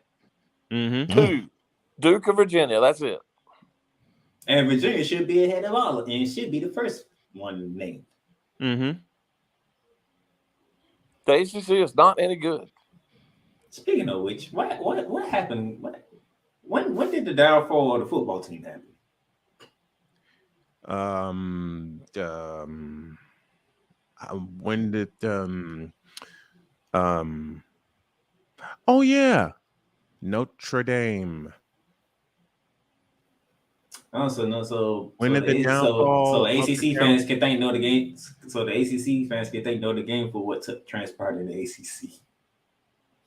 How ironic! It's not good in football either.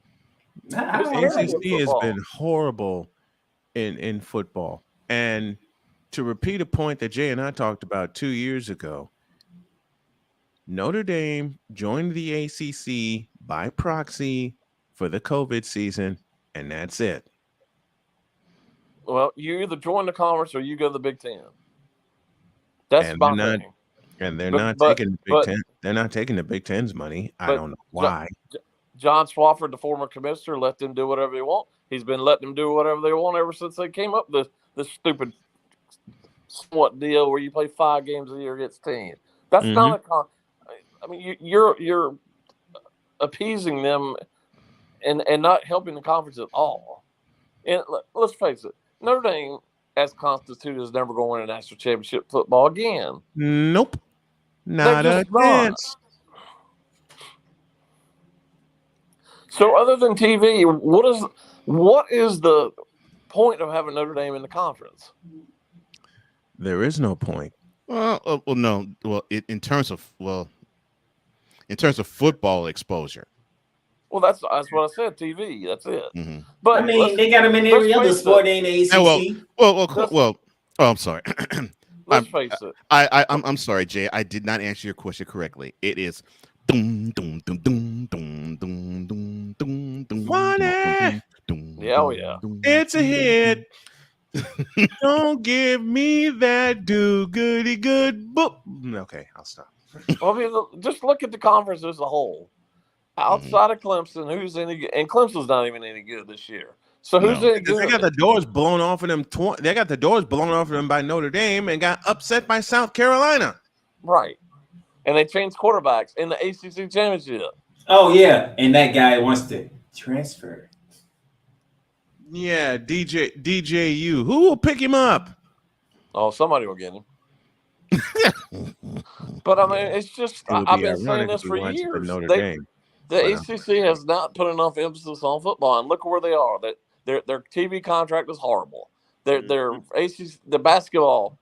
I mean, it's gotten worse because they try to get good in football. Well, I put good in quotes. They're not getting good in football. They got worse in basketball. I mean, just look at some of these results in men's basketball. It's terrible. Oh my God! Don't get me started, Lord. I'm not gonna do it. I'm not gonna get on my house. And Louisville is horrible. Oh, Louisville blows. And Louisville is terrible. And the hype for Louisville was for what? They are just getting the doors blown off them every night. Not even week Bettina went through a year like this. Good gracious. They are terrible. And there's a bunch of other bad ones too. Oh yeah, one right up in the Tallahassee. Like the team, they're better than some of the rest. But I watched a little bit of the Wake Clemson game Friday night. They were up 6 at halftime and lost by 20. Yep. I'm sorry, they were up by 7 at halftime and lost by 20 to Clemson. Who's not any good either. To Clemson. I would say this though. Clemson scored 51 points in the second half. The ACC did win the ACC Big Ten Challenge. That's like they said the other night. Yep. I'll give Challenge is now dead. I'll give Seth Greenberg the credit for this. He said this the other night on the broadcast. It's all about matchups. And some of those matchups the ACC was better in. But as a whole, the Big Ten is much better than the ACC. Yeah. It's not even close. Because Indiana smoked North Carolina, both men's and women's. Oh, my gosh. Well, that goes back to where our original point was. Carolina's not any good. No, they're not. And they keep playing like this. You can forget the ACC tournament, let alone the big tournament. I mean, just think about that, guys. And Cool McCain just said it best. And it's something all four of us preach. No fundamentals in basketball. Well, I'm going to go back to this. And I'm not wishing him bad. Please understand me about it. And this is where I've gotten a lot of criticism. I am not wishing Hubert Davis bad at all. I hope he's successful. Right. But the guy had no coaching experience before this. And same thing for Shire. I'm saying the same thing about John Shire, dude. Same thing. You go from being an assistant coach to being the head coach of two of the most blue-blooded programs in the country. And I saw John Shire play at Glenbrook North many, many years ago. I mean, for John Shire, it should be more easier for him than Hubert Davis because the only thing he's doing is moving up. Nope. Not when you are under Coach Mike Krzyzewski. And I'll say it again. I saw John Shire play at Glenbrook North many, many moons ago in a holiday tournament. That's how I got to know John Shire. But to me, I don't care who you are. The person Carolina should have hired was Wes Miller. Yes. Because he had coaching experience and he went to Carolina. And they passed him up. And we got nothing but care. I don't care how many great recruits Hubert's getting. That's great. That's part of coaching. I get that. But you got to prove it on the court. And they're not. Just think about it, guys. And I can't think about who it even would be, but just think about this: to go from being the number one team to being out of the poll in 2 weeks. Because you lost some winnable games and because you don't play fundamentally sound Dean Smith-led basketball. Man, I'm just gonna throw this out there. Dean, who? It's just a rhetorical question. Could the players and Hubert Davis just walked in and was like, hey, we was in another championship game last year. We should be good. Hubert Davis played under Dean Smith. Where'd all that coaching go? Let's face it, Roy handpicked him. Yeah. And just think about it. I haven't watched all their games, but I've seen some. Roy's been in a lot of their games. So how would you like that specter being over you all the time? Mm-hmm. I mean, Roy just and I get it. Roy and Krzyzewski, I mean, I know they're getting up in age. I understand that. Mm-hmm. And they've certainly proven themselves. But this NIL deal and this transfer portal thing sent them over the edge. And I hear that from a lot of coaches in a lot of sports. Yep. That's why they got out. I get the NIL. That's why they got out. I get the NIL. I'm gonna throw another team here that's not part of the ACC, but they went through a big change and they suffered. Villanova. Jay Wright. I mean, the biggest deal to me is not really NIL because I think the guys should get some money. Mm-hmm. But the biggest deal to me is you can go to the portal 100 times. Transfer. You're not going to get any punishment whatsoever. Right. I mean, some of these guys are going to 4 or 5 schools in their careers. Yeah, Caleb Williams. Oh, did I say that? Yeah, Spencer Rattler. Oh, did I say that? Oh, you just wait. You wait here in the next couple weeks for football. The portal is going to explode. And half of the transfer portal recruits are going to want to go to Colorado. Oh yes, absolutely. Watch. And a lot of high school guys are going to want to. Did you see that video what Coach Prime did? Which one? Well, when he was talking to the team. For one, his name was not Coach Prime. His name was going to be Coach Sanders. So he needs to instill that right away, or else you have no reputation whatsoever.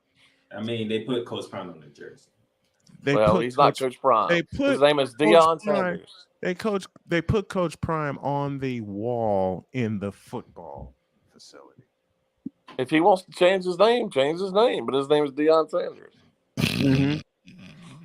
Mm-hmm. His mama named him Clay. I'm gonna call him Clay. He already told him. He said, "Do whatever y'all want to do. Go ahead, hit the porter." And you know his son's going to transfer over to Colorado. Oh, his son's going to be the starting quarterback. Yeah, he's going to be starting quarterback for the Buffaloes. Shedeur Sanders. But let's face it, guys. Colorado is a disaster. Mm-hmm. They needed anything for a spark. Mm-hmm. And why didn't they? Then why didn't the fellow who last led them to prominence take the coaching job? And I'm talking about one Darian Hagan. Then they're not doing that. Why didn't they take the chance on Darian Hagan? They're going to take a flyer on Deion. Mm-hmm. They seen what Deion did at Jackson State and how the spotlight was on Jackson State. Even College Game Day went to Jackson State.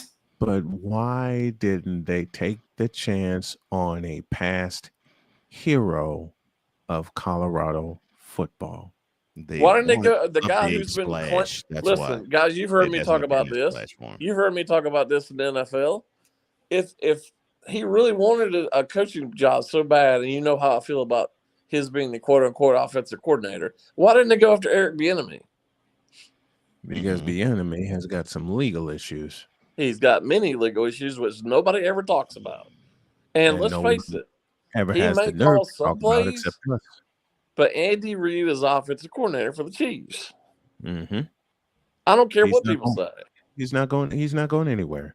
He likes where he is. There's going to be spotlights put on him, and all these, forgive me for saying it this way, but I'm going to go ahead and say it anyway. All these woke ass fans talking about Eric Bieniemy should have a job right now. Really? Did you do your due diligence on Eric Bieniemy? Did you just Google it? Just look at all the legal issues he's had.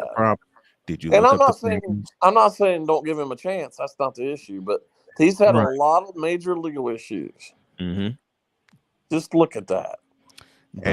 But the reason why Colorado wanted Deion Sanders and not any Buffalo's hero is because they wanted to have the big splash. That's exactly right. Exactly right. You know what's going to happen when we get to the next season. When they talk Pac-12, Colorado's name going to be thrown in there now. No, it's not. They're a long way from being good. They should have taken a chance on Darian Hagan. But they took a chance on stardom and name recognition. That's exactly right, Cole. Exactly. I look, I am the only person on air that said and will continue to say that the perfect coach for them outside of after Bill McCartney was Darian Hagan. I've said that several hundred times. They don't give a crap. Nope. They're a bad team in a bad conference. They're a bad team in a bad conference. A bad team. Worse than bad. Bad team in almost a lame duck conference. And it's a lame duck conference. It's a lame duck conference. Yeah, thank you, Oregon. Well, especially if Oregon and Washington leave as what's been rumored somewhere down the line, then it really is a lame duck conference. Mm-hmm. Oregon and Washington are out. USC and UCLA are gone. Same thing if the ACC loses Clemson and Florida State and a couple others. That's a lame duck conference. Mm-hmm. So 2 powerhouse conferences are going to become lame duck conferences within a couple of years. Mm-hmm. Well, they already kind of are anyway. Yeah, they kind of are. Shifting gears. Mm-hmm. Your Panthers. They had a bye week. They ain't nothing to talk about. They was on a bye week. Not my Panthers. Dez's Panthers. Believe in them. That was on a bye week. Believe. I don't believe. Look, I didn't believe in the Panthers, and I lived there. Believe in what? Believe. Exactly. No, it's not believe. It's believe. Oh, yeah, that's they pronounce it believe, but it's believe. BLEAV. You might want to say believe. Believe in what? Believe. Garbage. What in the brighter blue, yellow-bellied, red-blooded hell have the Carolina Panthers done to get even their own fans to believe in them? They don't. I'll answer that in 4 words. Not a damn thing. You know what Panther fans are saying? They didn't lose. They had a bye week.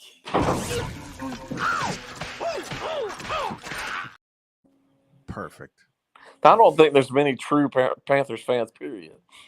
You might be right. Not after Super Cam left. Believe. Lord have mercy. English, do you speak it? You wait. Bad. Guys, you wait. On the 18th, they play home against the Steelers. Watch and see how much black and gold is in that stadium that day. Oh, if it's not 75% black and gold, I'd be shocked. Well, a friend of mine's a Steelers fan. He went to the game in Atlanta yesterday. He said it was about 85% Steelers fans. I believe it. I believe it. I believe it. They're one of the fan base that travels well. Joining us. So you wait in 2 weeks when they come to Charlotte. No, they're still. And you were going to talk about how embarrassing that is. Hey, how was Bank of America staying for the ACC championship? It's the best place for it.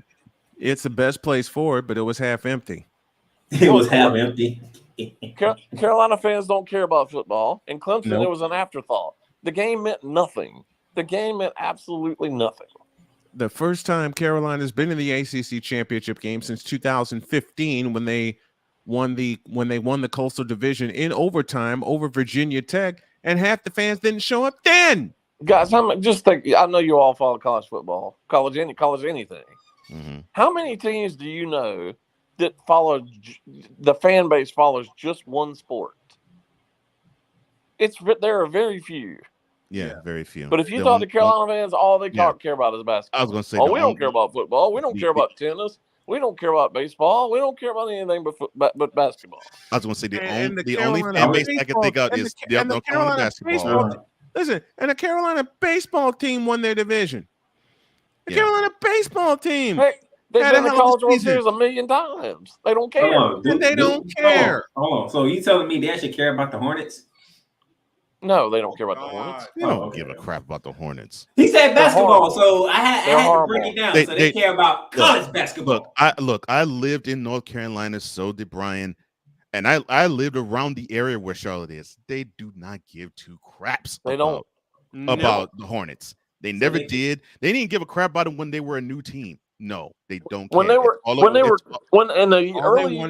they wanted to do was sit in the Charlotte Coliseum and just have the experience and scream at the top of it and scream at the when top. they were good and relevant, it was fun. Now nobody cares. Nobody cares. All right, so North Carolina is basically Duke in North This is how Carolina. bad it. Playmaker, I can illustrate how bad it is for the Charlotte Hornets with this experience.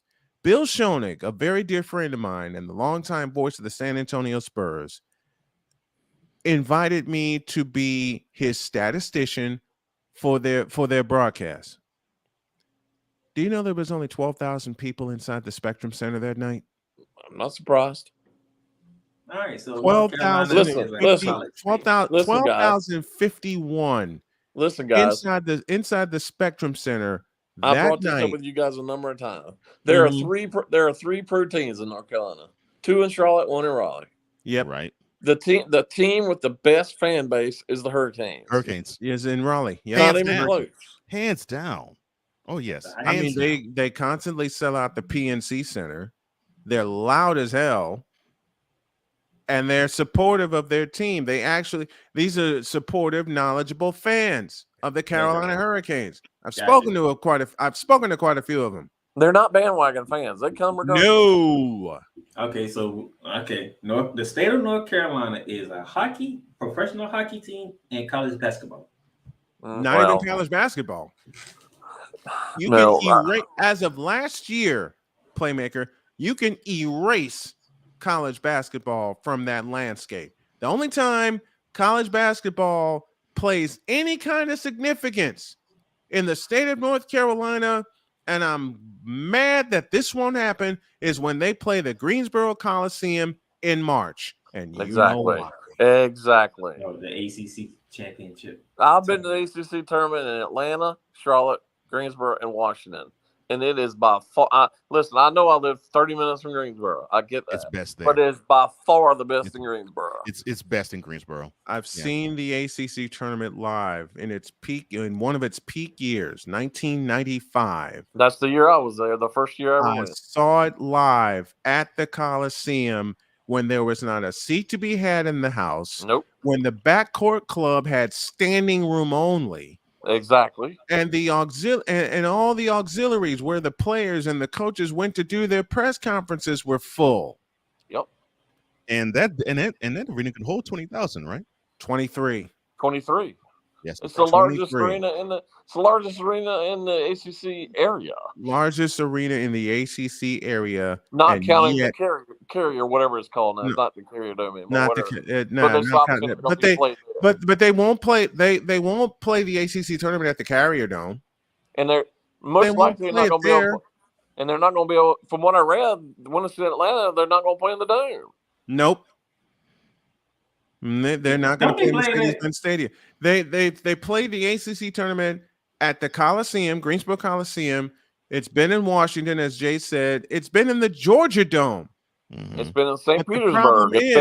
It's been in Brooklyn. I'm about to say, didn't they play in New York too? Yeah. Yes. Brooklyn. It played Brooklyn. I don't know why, but it played Brooklyn. To appease Syracuse and Boston College. Yeah. To appease Boston College, and I think they say it's going to be in Greensboro. I think they say that Duke actually has a good following in New York. They do. I'm gonna test that out because it's in Greensboro this year. The ACC tournament It's is in by Greensboro. far the best in Greensboro. Yeah, that's where it needs to be. I'm going to get us some media passes. Listen, guys, To go to if Greensboro. the tournament started now, I know we got a long season to go, but the season started now, those first couple of days are going to be dreadful. Yep. With the They're going to matchup. be salt. Mm-hmm. They're going to be Horrible. salty. They're going to be salty and sorry those first couple of days. It wasn't like 1995 when every team that played Everybody was good. Everybody was good. Even Duke, who was having a down year Duke that was year horrible that year and almost beat because of Wake in the first injuries. round. They were injured to hell in 1995, and yet they still put up fights all over the place. Anybody remember February 2nd, 1995? Yes. Inside Cameron Indoor Stadium. Jeff Capel's half-court shot sent it to double overtime after Serge Zwicker, there's a name for you, missed 2 humongous free throws. That looked like an NBA game that was on that court right then and there. 9,314 fans. I was there for that one. I lost my ears and I lost my voice. That was, if you remember, that was the year Krzyzewski left early. He had quote unquote back surgery. Back surgery. So they almost beat Wake Forest in the first round. Wake was the number 1 seed that year. Wake Forest had 2 powerhouse players. One of them named was Randolph Childress, who wound up being the tournament MVP, and the other one was a fellow by the name of Tim Duncan. That's correct.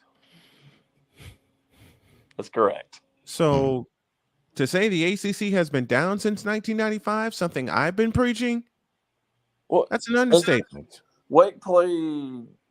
Didn't they play Clemson in the semifinals that year? Wake played Clemson, and North Carolina played Maryland. Virginia, right? They played Virginia, right? North Carolina played Maryland in the They semifinals. played Virginia that year. In the semifinals? Yeah. They played Virginia. They played Maryland. I think they played Virginia that year. Because that was Bryant Stith and them. And Corey Alexander.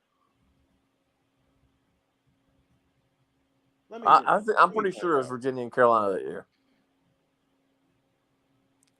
All right, semifinals. Wake Forest, Virginia in one bracket, the other North Carolina, Maryland. I thought it was Maryland. Okay. I thought it was Maryland. No, so it wasn't Clemson. That was the year after. Because I was glued. I was glued to my media seat for that game. That was an afternoon game. That was a Saturday afternoon game. That's correct. Yes, it was. That was a Saturday afternoon game, and all the hype was how North Carolina was going to defend one Joe Smith. How great were those semifinals in the championship? Oh my God! All those games were inside presence on both teams. How good were those 3 games? Because Virginia, if I remember correctly, had a fellow by the name of Junior Burroughs. That's correct. As the center. And of course, Maryland was led by Joe Smith. And of course, you had Carolina, who was loaded. And I mentioned Wake Forest already, who had Tim Duncan. Thanks to listening to you guys. And whenever Cole finishes my flagrant foul fire, I think I got to do a flagrant foul with North Carolina basketball. I might beat you to it. Jay Spivey joining us as he does each and every Monday as we take a stroll down memory lane and explain why the ACC has fallen on and will never get off of hard times. Thank you, Jay. Thank you, gentlemen. Have a great week. You too, man.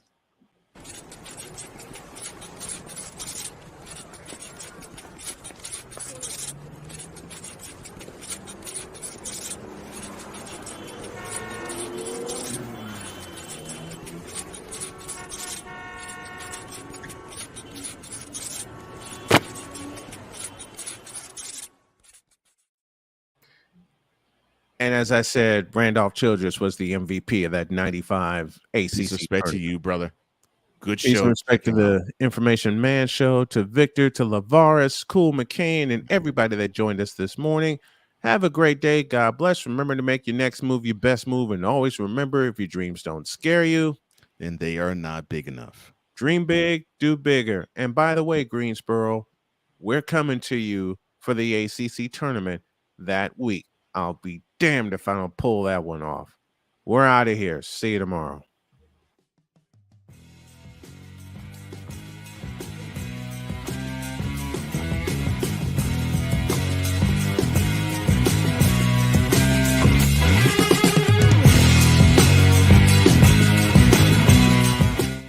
tuning in to Snowman in the Morning with Cole Johnson, the hottest of hot takes and the coldest of cold, hard facts.